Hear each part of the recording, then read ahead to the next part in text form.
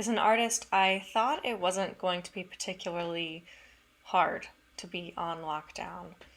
Before going full time as a painter, I worked from home, and after making the leap to painting full time, I worked and preferred to paint in my home studio.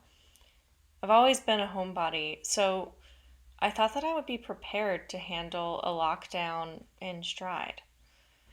In many senses, I was right, but what I wasn't prepared for was just how hard it would be. Now, things like photo shoots, plein air painting trips, or working with models are largely off the table. This past weekend, I literally drove around just looking for scenes that I could safely take a photo of from my car so that I could bring it back to my studio. But what I'm slowly learning is that there are upsides. Before, I was kind of bad about taking my camera everywhere to capture anything and everything I could potentially want to paint sometime. Now, it's going to be really hard to take that for granted. Similarly, while I had talked about planning local plein air trips around the state, I hadn't actually done it. And now I'm so sad not to be able to go to local gardens and parks and just take in the scenery around me. But not everything is about what I'm going to do after the lockdowns lift either. I know I've talked about it on my channel before, but there are certain things that I desperately want to be better about as a painter, but it isn't always easy. I want to be excited by still life, for example. I want to paint from life more in general. I want to be forced to paint more loosely and expressively. So, what's one thing I can definitely do? I can set up still life after still life. I pulled out Richard Schmid's new still life book and pored over compositions and thought about what I could use to compose my own painting and how I could use both his work as well as my own props to get in those critical brush miles as far as painting from life and developing that looseness that I'm so excited to capture. Not to mention, getting more proficient in still life all by itself. By the way, Richard's new book is amazing, so I'm going to be linking it in the description in case you don't already have it. Similarly, I just saw an awesome video on Sargent master copies. I'm going to link the video because it just got me really excited about working on a copy of my own, especially since it's not like I can have a model sit with me for the next few weeks. So, one, I would highly recommend that video because I hope it can get you excited too. But I'm just really excited to apply that to my own work. What's kind of remarkable to me is that we have so many things we can do still, but it can be so easy to lose sight of them. I think what I'm going to do is literally make a giant list of art projects that I would love to work on and just generally don't have time for. Some of them may be things that I get to first thing after lockdowns are lifted and it's safe to travel or work with a model or what have you, but others I can absolutely do right now.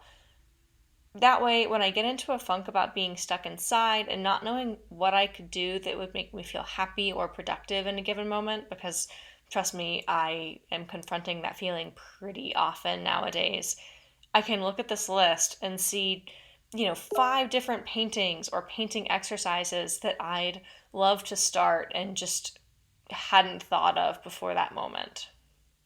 So I'd like to actually go ahead and list out some of the things now, both for myself, but more importantly, to give you some inspiration too. So here goes. 1. Find high res images of master paintings, in my case, probably paintings of Sargent, and create master copies. 2. Set up a still life, or many still lifes. It could be something you work on over weeks and weeks, or something you set up for just an hour before you move on, reset your timer, and compose and paint something totally new to accelerate your learning. 3. Okay, this one I probably won't do, but with no access to models, this is a great time for a self-portrait. 4. Go plein air painting in your own yard using all of the spring flowers as your subject. I know it's a shame that we're missing so much of this season, and I'm not even really an outdoor painter, so any little thing we can do to reclaim this time, I think, is a great idea. 5 is update your Schmid color charts, which reminds me that I really should make a video about making these.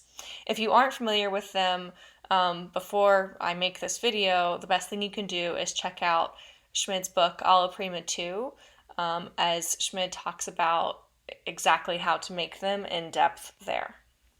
6, go through all of your old photos that you had really wanted to find time to paint at some point and actually paint them. I also find that friends have a lot of these photos too, so if you're running short for some reason, ask your friends. 7 is begin brainstorming and thumbnailing ideas for new paintings. I have several projects that involve models or just being in a space that I don't have access to during the lockdown, but I can still use this time to think about colors or props or lighting or fine tuning the composition so that once I'm in there with my model, I'm not wasting any time. And who knows, it might be that having this extra time to kind of mull over the idea totally transforms the project and takes it beyond what I would have done if I had been able to go out with the model and do a photo shoot right away. 8 is to actually draw in a sketchbook. I'm super guilty of not doing this. I love looking through Jeremy Mann's sketchbook, though, and getting inspired, so this would be a great time for me to do some studies of his sketches and try and translate it into my own sketching habit. And finally, 9 is to make a list of all of the painting things that are off limits right now, so that once it's safe to do them again, we don't take those things for granted. List plein air locations you want to paint from, photo shoots you can plan, or workshops you want to take.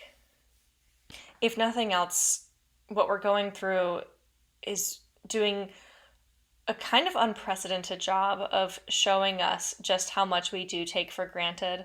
So I hope that this last one can really help you to feel grateful for all of those things once we are back at a point where they're in our lives and put you in a place where you can really take advantage of them. Looking back at this whole list, I think my short list is going to involve taking projects I normally wouldn't consider.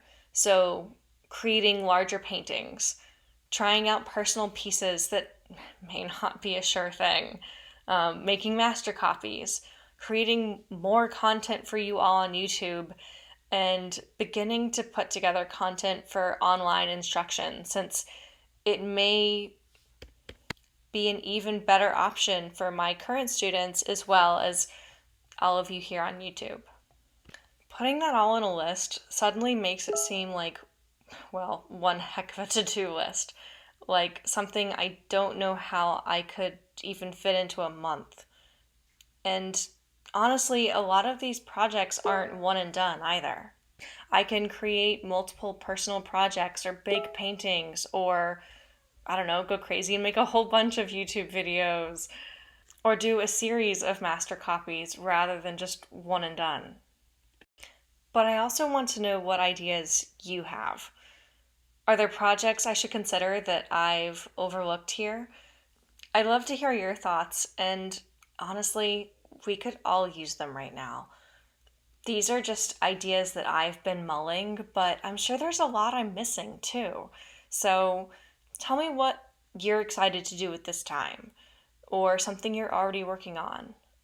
I'm really curious. If you've gotten any ideas from this video, or just generally feel a little bit more connected to your creativity from watching this, I hope you'll give it a like. And subscribe to my channel and hit the bell icon if you haven't already so you don't miss any new videos. It really means so much to me to have you all here, and already during this lockdown, being able to jump on live streams and just get to know all of you and hear about how you're doing and how your family is and what paintings you're working on. It's just, I feel so grateful to be getting to know all of you and to have just more people coming on and have the channel growing, I can't even really describe how special that is to me. And it's unbelievable that we're about to hit 1,000 subscribers. So until next time, I hope you and your loved ones are safe and healthy, and I wish you the happiest of painting, and thank you for watching.